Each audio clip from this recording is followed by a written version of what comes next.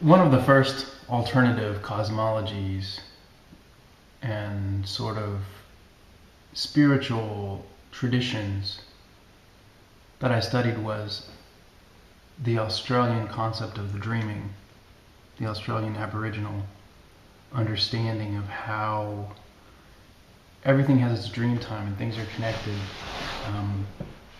through time, and this is how our energetic forms relate in a sense. And one of the things that I found along the way in that study was one of the traditions of the Australian Aboriginals is that gift giving is taboo, because in giving a gift you're sort of indebting that person to you.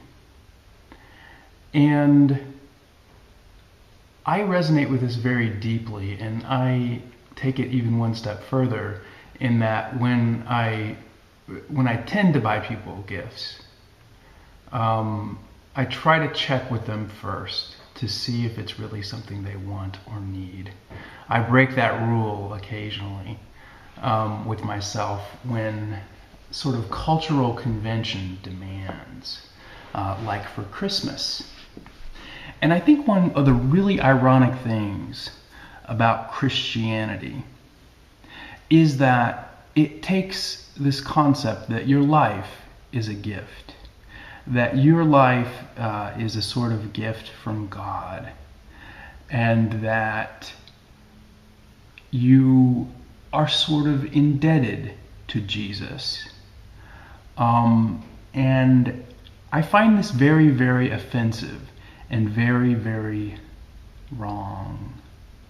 I think that that interpretation of what those stories are about, maybe even some of the stories themselves in the case that those stories are actually interpreted and translated properly, I find that very offensive, and I think it's very dubious.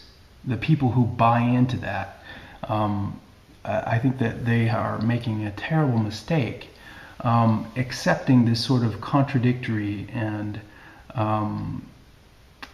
illogical philosophy. While it may be very true that there is this sort of natural force and natural God that grows us, that sort of creates us from something that we don't completely understand. The nature of nature. How does a plant grow? How does a organism grow and connect through? How does it connect through time and space to from whence it came? Through that sort of dreaming. That's a sort of mystery, at least for most. And I don't claim to have the answer about who created things.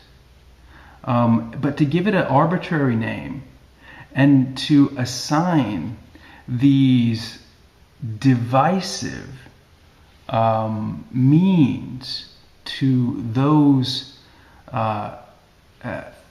ends, to those original causes, I think is incredibly dangerous. And if you look at what seems to be the rationale, you can sort of rationalize some of the indications about what that might be, what that sort of goal of that sort of intelligence that permeates into our world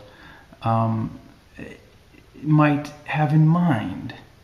And this is done in works such as Sri Aurobindo's The Life Divine. And I've seen a few other examples of people who have sort of concluded, that I can't think of any off the top of my head, that have sort of concluded that there is this sort of intelligence that pervades from a level in which we can't completely grasp, and we must acknowledge it when we see it. Otherwise, we're just deceiving ourselves. And the persons who follow these sort of doctrines and dogmas with this sort of blind faith that their preacher is not just taking advantage of them, I think are incredibly, incredibly naive. And so one of these occasions where I ran into this sort of a conflict with this gift-giving tradition was one Christmas when I was over at my aunt and uncle's house. And my cousin Beth had received a toy that was a sewing machine. And it was, I think, designed to use one of the cyanoacrylate glues to dab glue onto paper as a sort of sewing machine for little paper dolls.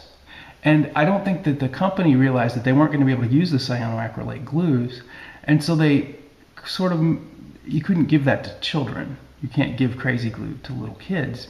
And so they had to change their plan on the toy, I believe, and use paste instead. And of course, flour and water does not hold together two pieces of paper in a seam. You can't seam together paper in a way that it would fit on a doll and stay. It, of course, just falls right apart. And so this toy was sort of not working. And my cousin brought it to me to see if I could do anything with it. And I tried to explain to her what the situation was with it. And she didn't really want it. She didn't really like the toy. And I had a toy that I'd been given, and I traded her for it because I was interested in electronics, and there was a working motor in it, and I was interested in building little robots and stuff like that. And I traded her for it so that I could get the gears and the motor out of it.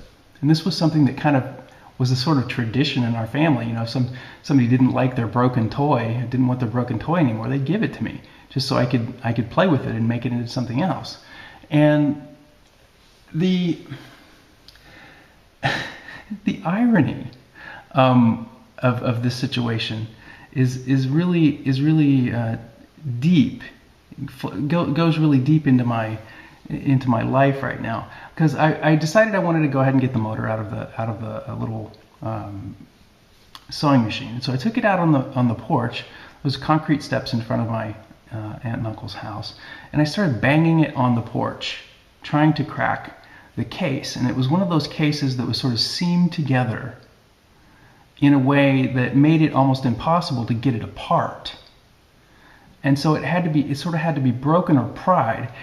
And I didn't have any tools. And I thought, you know, there's this rail in the car where the seat slides that I might be able to use to pry it apart. And so I got in the car, and I was trying to pry the sewing machine apart using the rail on which the seat slides.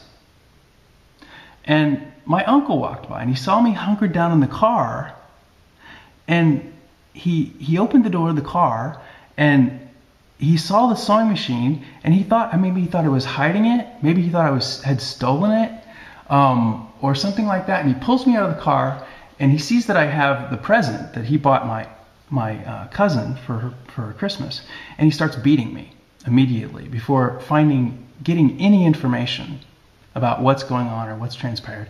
He just starts beating me.